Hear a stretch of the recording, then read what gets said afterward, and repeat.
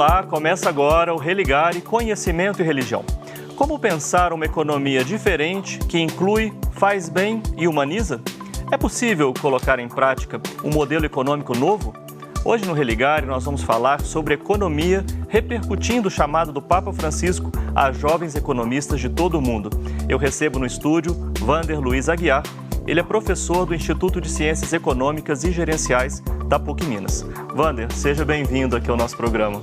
Flávio, muito obrigado. Participe do programa e envie uma pergunta sobre o tema de hoje para o nosso convidado. Anote aí o número do nosso WhatsApp, 319-9642-8473. E esse é o último programa ao vivo do ano, então aproveite, participe. Você pode rever este e outros programas do Religare no YouTube. Procure por Religare Conhecimento e Religião, inscreva-se no canal e marque no sino para ser avisado quando um novo programa for postado. Acompanhe e compartilhe o Religare. Ô Wander, como é que você recebeu esse chamado do Papa Francisco a jovens economistas de todo o mundo para pensar uma economia nova, um novo modelo econômico? Flávio, em princípio eu acho que o chamado veio na hora certa, né? Se a gente for fazer uma retrospectiva, né, a gente percebe que agora no século, né, nesse início de século, nós estamos voltando aí ao mesmo cenário que viveram no século XIX. Né? E que cenário é esse? Qual é a preocupação do Papa, né, em função do que a gente está vivendo agora? Né? Então, lá no final do século XIX, a situação para os países desenvolvidos europeus se tornou insustentável, né? Isso em função do capitalismo que ganhou grande força, né, nos séculos 16, 17 e 18, e a acumulação de riqueza chegou a um ponto que não se sustentava por si. E foi preciso haver intervenção do Estado lá na época e tal. Né? E que ponto é esse? Para cada 7 unidades de riqueza produzida, 6 estava na mão do capitalista, apenas uma na mão do Estado. Né? Eu peguei para analisar vários países desenvolvidos, um deles foi a Inglaterra. Uma enorme concentração. Né? Então, quer dizer, né, lá, por exemplo, mais de 50% das pessoas extremamente pobres, né, e o capital concentrado na mão de 10% das pessoas, né, 90% dos imóveis na mão do capital imobiliário e as pessoas não tinham casa. Né? Então, lá, o governo resolveu taxar as grandes riquezas, mais especificamente a questão da herança, né? E com isso aí deu uma melhorada, mas não foi suficiente, né? Mas logo depois vieram as duas grandes guerras, né? No início do século XX, e acabou planificando, nivelando todo mundo por baixo. Foi uma destruição muito grande lá nos países europeus, na Inglaterra em particular. Então, esse cenário de final do século XIX, início do século XX, você identifica que a gente vive agora uma situação semelhante? Exatamente. Esse pelo que eu percebi, né, lendo alguns documentos pontifícios, né, alguns termos postos nesses documentos, é exatamente essa a preocupação do Papa Francisco e o cenário que o leva a fazer esse chamamento agora. Né? Então, quer dizer, de repente não se sabe para onde ir, né? Mas sabemos que o caminho para onde estamos indo não é o bom, né? Nós temos que descobrir um outro caminho. Esse evento é para março de 2020, né? Depois há um outro convite para educadores em maio de 2020 e nós acabamos de concluir um sínodo para a Amazônia. Como é que você articula esses 3 chamamentos do Papa Francisco? É uma preocupação com a situação do mundo? Seguramente. Né? Seguramente. Quando a gente percebe hoje, no século XXI, que mais de 80% da riqueza está concentrada na mão de poucas pessoas, e que os estados estão pobres e não podem fazer nada pelos mais pobres, né? A gente entende que a coisa não vai dar certo, né? Isso porque os donos do capital, eles não estão preocupados com as pessoas mais pobres, eles não estão preocupados em resolver o problema dessas pessoas, né? Então eu vejo esses eventos como uma articulação, como um movimento social em que o Papa ele lidera esse movimento, é um movimento extremamente bem planejado, né? Segundo ele mesmo, as coisas estão muito bem articuladas, né?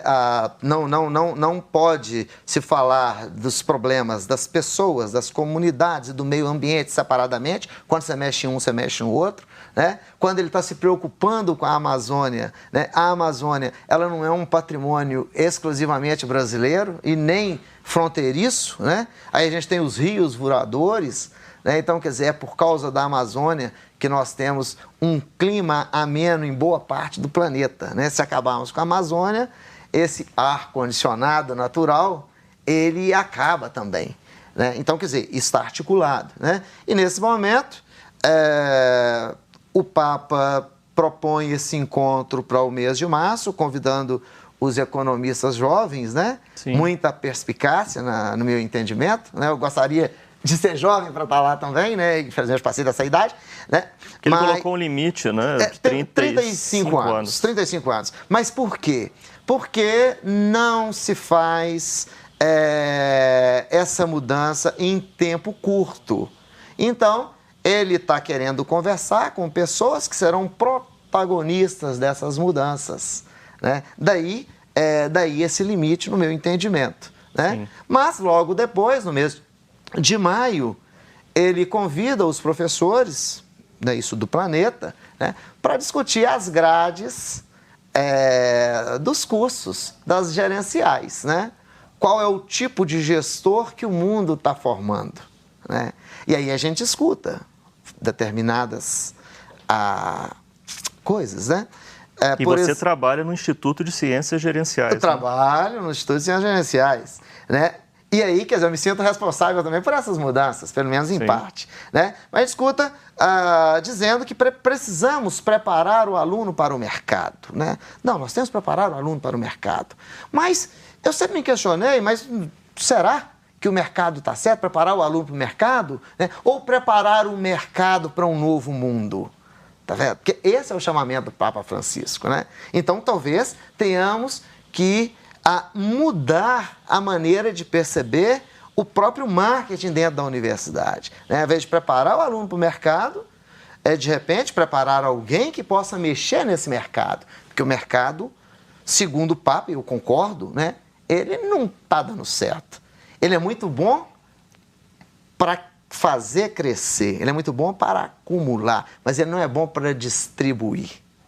A PUC Minas, através do ICEG, do Ânima, promoveram no dia 11 de novembro, ou seja, hoje exatamente, eles promoveram o seminário intitulado Economia de Francisco. Você foi um dos conferencistas, né, dos debatedores. O professor Armindo Teodósio, ou Theo, né, como nós o conhecemos, né, falava que essa questão de discutir economia não é um problema de direita ou de esquerda, não é? E o debate hoje é tanto isso, tão por aí, né, direita, esquerda. Como é que você pontua a necessidade de pensar a economia para além dessa dicotomia de direita ou de esquerda, tão pequena, não? Eu acho que a economia deve ser pensada em função do bem comum, sabe? Em função do bem comum, né? O próprio Papa Francisco, ele fala em seus documentos na importância de dividir, né, nos pecados de concentrar, né, e na questão do dogma, que é o que a gente acaba vivendo hoje, né? Então, quer dizer, o mercado prega que nós temos que produzir e temos que consumir para a roda girar, né? Isso aí é um outro problema que a gente vive, independente de esquerda ou direita, né? Porque eu penso, né, que a visão política ela acaba interferindo na visão econômica, mas são esferas diferentes também, né? Então, quer dizer, dá para ser de esquerda e pensar uma economia mais humana, E dá para você ser de direita e pensar na economia mais humana também. Né? Por exemplo, o capitalismo, né, defendido pelas direitas do meio do século XX, ele beneficiou muito, né? Houve um crescimento muito grande, foram os 30 anos gloriosos, né, dos países em desenvolvimento, então, houve um crescimento muito grande, desenvolveram modelos com base nesse tipo de crescimento que hoje não se sustentam mais. Né? Então, quer dizer, independente de ser de direita ou de esquerda, a economia não pode ser em função da acumulação na mão de poucos. Né? Tem que... Qual seja o princípio político. Independente. Né? Então, quer dizer, tem que ganhar, tem que multiplicar, mas também tem que dividir. Né? E o que a gente vê hoje, principalmente no capitalismo neoliberal, outro dia em conversa com um colega, ele pegou e me mostrou no computador, falou assim, não, o capitalismo ele é excelente. Olha aqui, você quer ver a partir de quando? De 1400? Vamos pegar aqui todos os países aqui a partir de 1400. Aí ele foi lá no programinha dele, lá, assim, de computador, e falou assim, olha que essa bolinha é o tamanho do país. Aí olha para você ver como é que a China, aqui, quando chegou o capitalismo na China, olha como é que cresceu, olha o tamanho da bolinha, a posição da China agora, tá certo?